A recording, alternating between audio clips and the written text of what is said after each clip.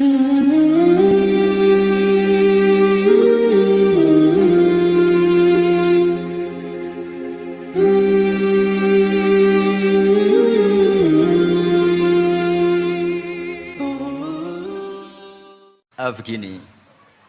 sebetulnya saya membela semua umat Islam itu ahlul jannah karena saya ini ibarat marketing. Kalau orang Kristiani itu kan setiap orang mati sudah tenang bersama Bapak di surga. Jadi kampanye itu menarik sekali.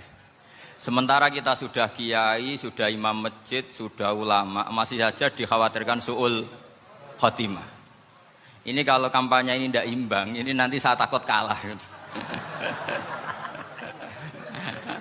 Makanya saya bilang pokoknya semua orang mukmin itu ahlul jannah. Karena memang asli hadisnya seperti itu, man qala la ilaha illallah dakhalal jannah. Bahwa kemudian ada beberapa kiai yang mungkin wataknya itu pesimis, kemudian bikin sekian aturan-aturan yang sebetulnya itu cerminan dari pesimisnya. Terus akan-akan masuk surga itu susahnya bukan main. Nah itu saya tidak setuju karena tadi pasti kalah dengan kampanye sebelah yang setiap orang mati dibilang sudah tenang bersama Bapak apa? Di surga. Jadi ini penting. Terus kedua saya bilang agama ini sudah begitu baik. Masa kunci surga sudah dibocorkan miftahul jannah la ilaha illallah. Masa sudah pegang kuncinya nggak jadi masuk surga itu kan aneh. Ya sudah masuk saja, tapi tidak usah minta bantuan saya, masuk aja, kan sudah pegang kuncinya. Terus ketiga, kenangan terburuk saya ketika jadi kiai itu gini, saya ada beberapa guru SD datang ke saya, ini agak-agak masalah besar. Gus boleh enggak buka ujian nasional yang masih disegel? Semua guru bilang enggak boleh, itu kriminal kan. Ada satu guru yang bikin analogi agak kacau, boleh saja. Wong ujian di kuburan saja dibocorkan para kiai enggak apa-apa. Itu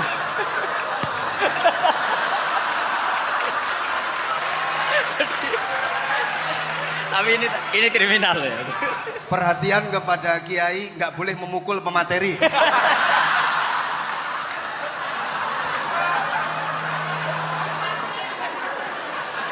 Jadi tentu itu analogi yang salah kan. Marrobuka kan, Tuhan kamu siapa, nabi kamu.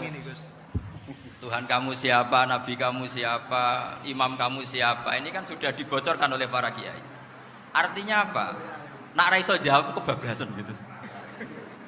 Terus guru ini berpikir kalau ujian akhirat sekrusial itu saja bisa dibocorkan, kenapa ujian nasional tidak boleh? Tentu ini kias yang salah, saya tidak ngajari seperti itu. Tapi saya ngajari ke kalian betapa mudahnya masuk surga. Kunci jawaban sudah dikasih, kunci pintu masuk sudah dikasih. Kok sampai tidak masuk, ini kebablasan. Paling salah gurunya. Jadi ini kenapa saya sering cerita orang mukmin semuanya itu min ahlil jannah, itu saya jamin. Sama tidak usah takut su'ul khotimah, tidak usah takut berlebihan seperti itu. Karena setahu saya, setidaknya saya mewakili ulama zaman ini, rata-rata guru kita ini bermadzhab Syadzili dalam berkeyakinan berpikir tentang Allah. Di antara ini yang mulai saya ngomong serius, supaya tadi kan guyonannya sudah diambil Gus Reza sama Gus Kausar. Saya tahu kenapa mereka guyon, kalau ngomong serius takut kalah sama saya.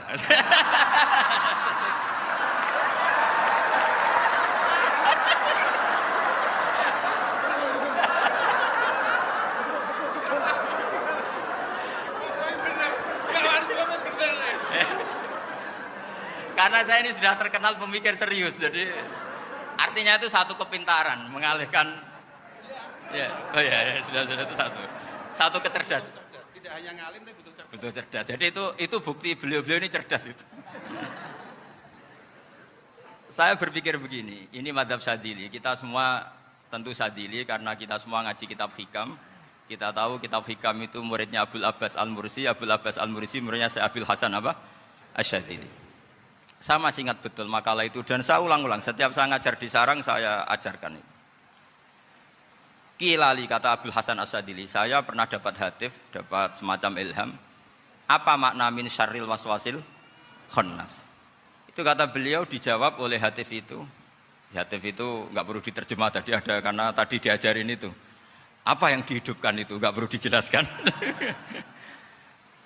Kata hatif tadi, waswasun yadkhulu bainaka wa baina habibika yunsika altofahu alhasanah wa yudzakiruka af'alaka asai'ah wa yukassiru indaka dzatas shimal wa yuqallilu indaka dzatal yamin liya'dila bika an husnidzanni billah ila su'idzanni billah. Jadi yang dikatakan waswas adalah kamu digiring untuk hanya ingat sisi-sisi kamu yang negatif, dilupakan bahwa Anda punya sisi-sisi yang positif.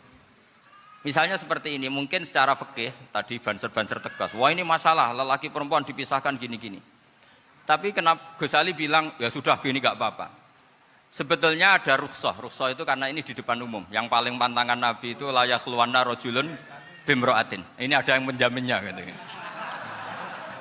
Malah khawatir saya di sini dipisah tapi setelah berduaan nggak bisa. Jadi toleransinya karena ini di depan umum. Itu masih ada toleransinya. La yakhluwanna rajulun bimra'atin. Begitu juga ketika kita dosa, misalnya kita dosa. Orang Islam setiap dosa itu pasti ingat salahnya, kemudian istighfar. Dan ketika satu kebaikan dibandingkan keburukan, itu kata semua ulama, karena sayyi'ah itu bernilai 1, kebaikan bernilai apa? 10. Itu masih surplus berapa? 9.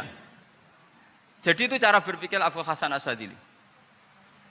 Kenapa kamu harus berpikir positif tentang Tuhan? Sekali berpikir tentang negatif, itu bahaya betul. Misalnya begini, kamu berpikir tak rewangi jadi kiai, sujud, rukuk, ternyata aku tetap lebu neraka. Gunane apa? Itu menurut saya kan nggak punya akal. Sujud itu satu kelaziman menghamba kepada Allah. Normalnya seorang hamba itu ya sujud. Kemudian gara-gara kamu ingin masuk surga, terus logika kamu dibalik. Gunanya apa saya sujud? Ternyata saya masuk neraka. Itu pertanyaan yang benar-benar bodoh dan itu menjadikan Allah benci. Logikanya dibalik begini. Ini saya ngomong serius karena ini bentuk kemenangan saya ini bentuk kemenangan saya. Saya berkali-kali ngomong di kota pelajar di Jogja karena banyak pengujinya juga. Bukan sekedar pendamping tapi penguji. Banyak yang profesor, bukan sekedar dokter, banyak yang profesor. Jadi biar ini dok. Begini, saya pernah ditanya sama seorang dosen, Gus, saya ini ngaji hadis banyak, tapi ada yang saya tidak paham, yaitu mangqala la ilaha illallah dakhalal jannah, ada kalimat wa in zana wa in saraka. Meskipun pernah zina, pernah maling. Ini kan seakan-akan mentoleransi perzinaan dan pemalingan. Terus saya bilang, oh makna hadis itu seperti ini. Jadi kebenaran absolut, kebenaran yang mutlak itu tidak akan terganggu oleh status perilaku seseorang. Saya berkali-kali memberi contoh. Orang yang ditangkap KPK akan bilang 1 + 1 2. KPK-nya juga bilang 2. Rivalitas dalam politik, Pak Prabowo ya bilang 2, Pak Jokowi juga bilang 2. Orang yang zaniyah, yang lonte pun akan bilang 2. Muftinya juga bilang 2. Ketua MUI-nya juga bilang 2. Artinya gini, kebenaran yang absolut adalah kebenaran yang siapapun akan meyakini seperti itu. Seperti 1 + 1 2. Kamu punya musuh bilang 2. Kalau ibu-ibu ini punya maru ya marunya bilang 2 tadi tambah mama. Enggak tahu saya terjemahnya apa tadi.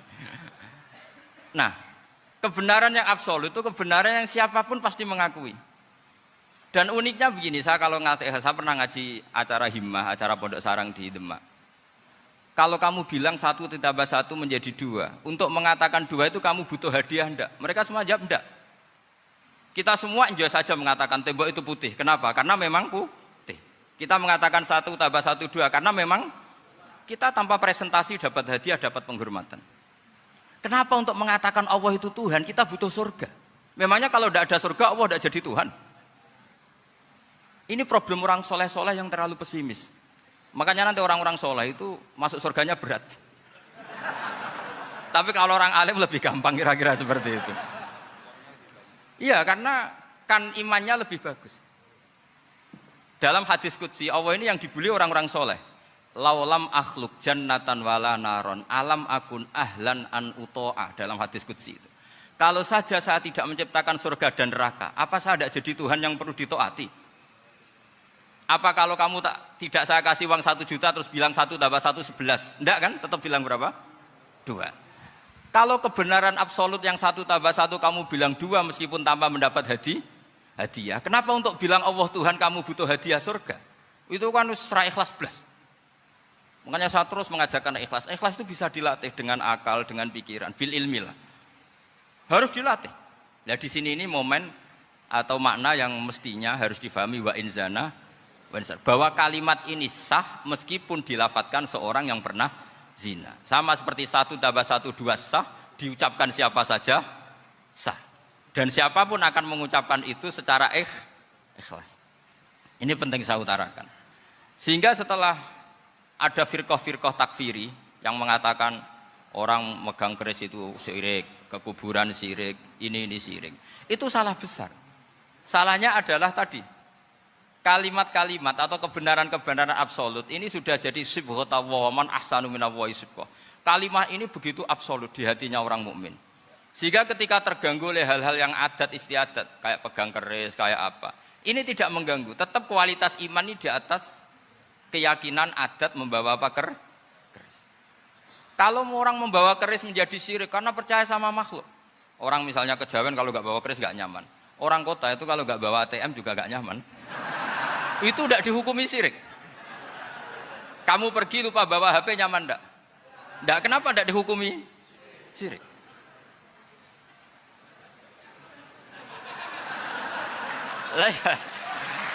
Jadi ini logika-logika. Jadi makanya ini Gus Reza boleh ngeritik saya. Saya itu berkali-kali bilang, saya termasuk ulama yang mau bikin gerakan cangkem elek. Karena nanti kalau saya nisbatkan ke Rasulullah itu tidak pantas karena Nabi ahsanan nasi khalqau wa khuluqa. Tapi saya siap jadi bempernya Rasulullah sallallahu alaihi wasallam. Pernah ada diskusi di Jakarta, ini kisah nyata. Apa dalilnya setelah sholat salaman? Mana hadisnya?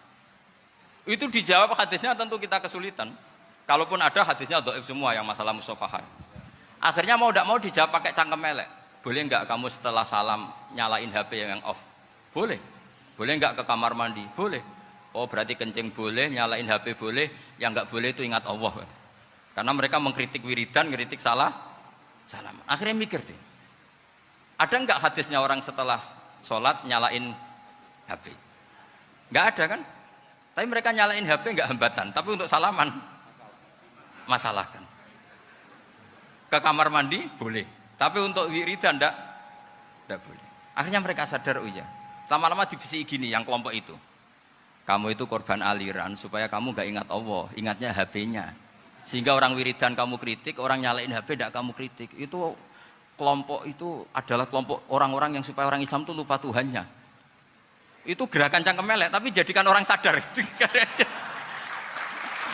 Jadi ini penting. Jadi kalau kamu tidak bisa bela agama dengan jalan yang lurus karena tidak bakat gitu. Nggak apa-apa pakai cangkem elek tadi. Karena nggak mungkin gerakan ini dinisbatkan kepada Rasulullah Shallallahu Alaihi Wasallam. Kalau soal sanad, saya punya sekian sanad tentang itu. Tapi tidak usah kamu ikuti. Ada orang tanya, ya Pak Kiai kalau setan dibakar di neraka panasan enggak? Ya panasan. Loh kan setan dari api, ngapain harus panasan? Kan materinya sama. Terus Kak Kiai tadi enggak kesulitan, dia ngambil pasir, disawur di wajahnya. Wah sakit Kiai, kamu kan dari tanah, kena tanah kok. Jadi itu ada sekian, artinya gini ya, kalau kesulitan jawab pakai baik-baik ya sudah pakai cangkem elek itu aja kan. Tapi tentu kan gerakan ini tidak mungkin dinisbatkan kepada para nabi. Tapi saya pastikan meskipun nggak bisa dinisbatkan kepada para nabi dari segi cangkem elek tadi, tapi secara semangat itu sama. Saya punya sekian contoh. Benar Gus Riza tadi gojok saya ngawur-ngawurnya itu masih punya sanad. Itu pas saya ngawur pun masih punya apa? Sanad. Nabi Ibrahim itu ketika faja'alahum juzatan illa kabirallahum itu si berhala paling besar dikasih kapak. Ketika mereka geger, ini siapa yang memelihara berhala kecil? Kata mereka, sami'na fata yadhkuruhum yuqalu lahu Ibrahim. Ya kira-kira Ibrahim lagi. Terus setelah Ibrahim didatangkan, siapa yang melakukan ini semua? Ini jawaban Nabi Ibrahim, bal fa'alahu kabiruhum hada. Ya tanya yang bawa pedal, saya kan tidak bawa. Terus kata orang-orang, otak kamu itu di mana? Masa berhala disuruh nanya, kan nggak bisa ngomong. Ibrahim kembalikan, uffil lakum walima ta'buduna min dunillah. Lalu otak kamu di mana? Sudah tahu tidak bisa ngomong kok disembah gitu. Itu ada kata uffin loh. Uffin itu kalau diterjemah kira-kira ya agak-agak jancuk gitu. Kira-kira Ya kira-kira seperti itu. Jadi Sekarang dalilnya jancuk apa Gus? Pakai jangan biasa kalau misalnya saya bilang sudah itu Gimana? Jancuk itu dari su, tinggalkanlah suan perkara sing elek. Krono ilate wong Surabaya kakean rawon, akhirnya ngomongnya jancuk.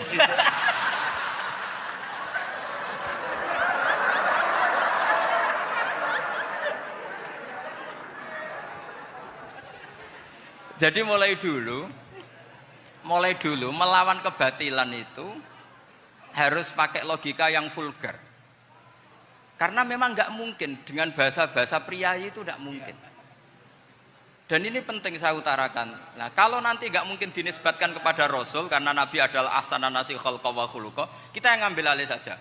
Gus Reza, saya, Gus Kausan ini cara cangkem elek kan pantas. Luas. Selain bakat ya sudah natural. Karena memang itu cara kita menjelaskan kebenaran. Saya ulang lagi, itu cara kita menjelaskan apa? Kebenaran. Mau tidak mau. Saya pernah ditanya sama seseorang, Gus, beberapa nabi itu kan poligami. Poligami itu bukti hipersek. Karena yang tanya itu orang nasionalis, nggak pati senang Islam. Terus tak balik tanya, perempuan itu makhluk lemah enggak? Ya lemah. Kalau nolong lama satu itu gimana? Ya baik. Kenapa nolong dua jadi tidak baik? Harusnya kalau nolong tiga tidak baik. Tapi saya tidak dukung poligami. Nah, ini cerita saya. Setidaknya mereka jadi ingat. Saya itu pernah ditanya agak-agak orang ateis. Dia benci Islam tapi neliti Islam. Pertanyaan kedua, kenapa dalam perang itu seakan-akan Nabi itu perampok? Hartanya orang kafir disita kemudian menjadi ghanimah. Itu kan kayak ngerampok. Terus saya tanya gini, kalau ada penjahat ke rumah kamu, kemudian pakai senjata api, setelah kamu ringkus, itu senjata api kamu kembalikan apa kamu sita? Oh ya saya sita, kalau tak kembalikan dipakai ngerampok lagi. Ya sama seperti itu, kalau kekuatan mereka dikembalikan, akan dipakai kekuatan mereka lagi. Jadi, ya lagi-lagi ini kemenangan orang serius. Karena nanti guyonnya sudah dintekno sama Gus Safa sama Gus Riza. Nah, kenapa saya ngajar begitu rileks, begitu santai? Karena pikiran saya sederhana. Fa innal uqula muttarratun ila qabilil haq. Akal sehat pasti dipaksa menerima apa? Kebenaran. Sehingga kebenaran itu tidak usah kamu ngomongkan secara serius, tidak perlu. Kebenaran itu mudah diterima.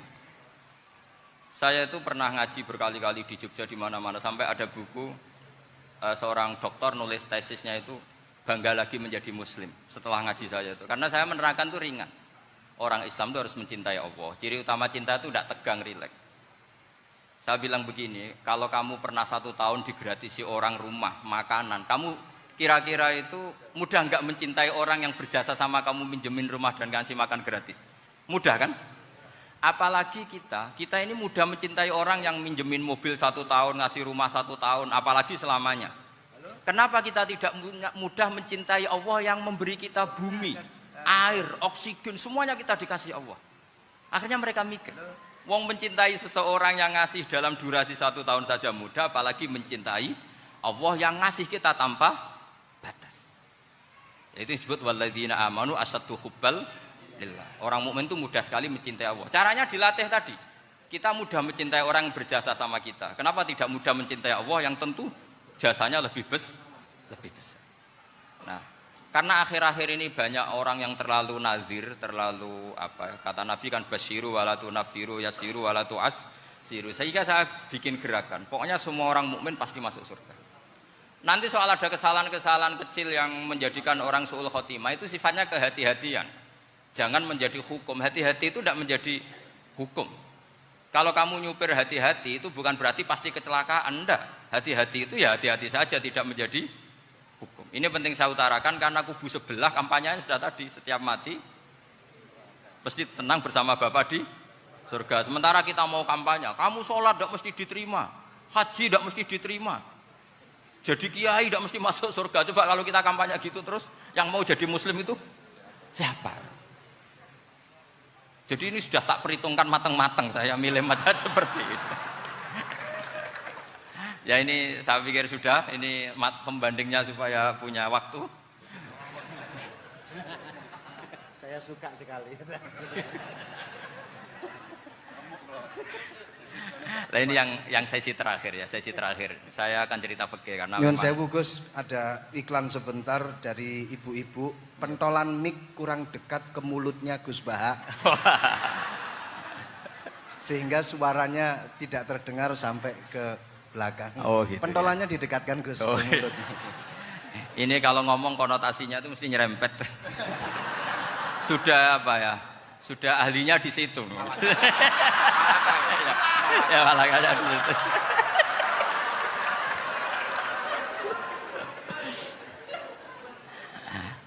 Dalam sesi terakhir saya cerita pentingnya pembanding. Imam Rafi'i itu yang ngarang kitab Muharrar. Kitab Muharrar ini adalah ringkasan dari kitab Al-Wasit. Al-Wasit itu karangannya Imam Ghazali. Al-Wasit sendiri ini khas ngaji NU karena NU maknanya Nahdlatul Ulama, gerakan para ulama. Jadi kalau nggak ngerti alim-alim seperti itu ya ada NU. Sebenarnya sampai itu pasnya Nahdlatul Ummah, gerakan umat. Tapi kan sudah jadi partai politik Nahdlatul Ummah. Karena yang katakan NU itu Nahdlatul Ulama, gerakannya para ulama. Imam Rafi'i itu berpendapat sujud itu cukup pakai batuk, pakai jidat. Itu dalam kitab Muharrar. Wal asoh anna sujud yasihu mau cukup biwat iljabah. Ketika Imam Nawawi mentasih kitab Muharrar namanya Minhajut Thalibin, itu mengkritik Imam Rafi'i. Kata beliau, sujud itu untuk sah harus melibatkan 7 anggota karena berdasar hadis umirtu an asjuda ala sapati a'zumin, yaitu al-jabhah wal yaden warukbaten wal qadamen, yaitu jabhah 2 tangan, 2 lutut dan 2 qadamen. Akhirnya saya ngecek di kitab asli. Imam Rafi'i termasuk Ashabut Tarjih dan Imam Nawawi. 2 orang ini khilaf. Kan nggak mungkin kita sebagai mushahihnya karena yang khilaf ini 2 ulama besar, satu Imam Rafi'i, satu Imam siapa? Nawawi.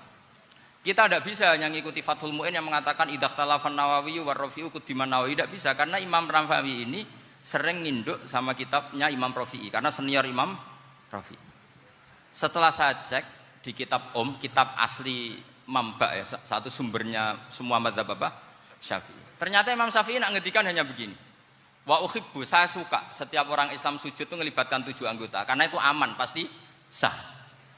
Tapi wayah tamilu kata beliau, tapi mungkin saja sujud hanya watul jabah itu sah. Kenapa kata Imam Syafi'i?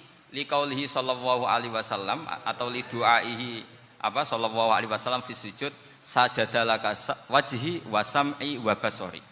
Nabi ketika sujud itu hanya berdoa, ya Allah sujud kepada engkau wajhi wa sam'i wa basori. Nabi tidak menyebut wayadi wa rukbati wa qadami. Sehingga saya berkali-kali bener kata Gus, saya ini pembela umat. Sing sujudnya 7 anggota ya tak lem, pantes dadi Rais Suriah. Itu. Yang sujudnya bathuk tok ya tetap sah ngikuti mazhabnya Imam Rafi'i. Meskipun itu tidak saya anjurkan. Tentu tidak saya anjurkan. Alasannya Imam Syafi'i tadi, Rasulullah pernah berdoa dengan kata-kata sajadalaka wajhi, bukan diteruskan wayadi warukbati wakoda. Sehingga fal khilaf huna bakin ala khiddati kalau dalam bahasa fikih. Khilaf biar tetap sesuai aturan khilaf masing-masing. Enggak perlu kamu menggugurkan pendapat Rafi'i yang mengesahkan sujud hanya pakai jabah. Ini penting karena tadi seperti saya katakan, yang sujud anggota pitu ya masuk swarga mergo pintere. Sing nganggo bathuk tok yang mlebu swarga mergo gobloke tadi karena aksaru ahlil jannah al-bulhu. Nah ini madhab saya. Jadi saya itu ingin umat Islam itu baik-baik saja. Ya. Karena enggak mungkin lah kita enggak bela Islam di zaman akhir, enggak mungkin karena di kubu sebelah kampanyenya sudah seperti itu. Kalau kita ngomong ikhtiyat, kiai ra mesti mlebu swarga, sing salat ngethuk ra mesti husnul khotimah. Wah akan jadi repot. Saya ini pengagum teori ikhlas. Dilatih bil ilmi, saya ulang lagi, dilatih bil ilmi. Saya ini malu. Malunya tadi, saya mengatakan 1 tambah 1 2, itu meskipun tidak ada yang memberi hadiah, tetap saya katakan 2. Saya mengatakan air itu dingin, tidak ada yang ngasih hadiah, saya akan bilang kalau air itu dingin. Kalau api itu panas. Untuk hakikat-hakikat seperti itu saja saya jujur tanpa ingin imbalan. Tapi ketika hakikat mengenai Allah kok saya minta imbalan surga dan neraka, ini apa-apaan? Kira-kira gitulah, Rais Suriah macam apa gitu.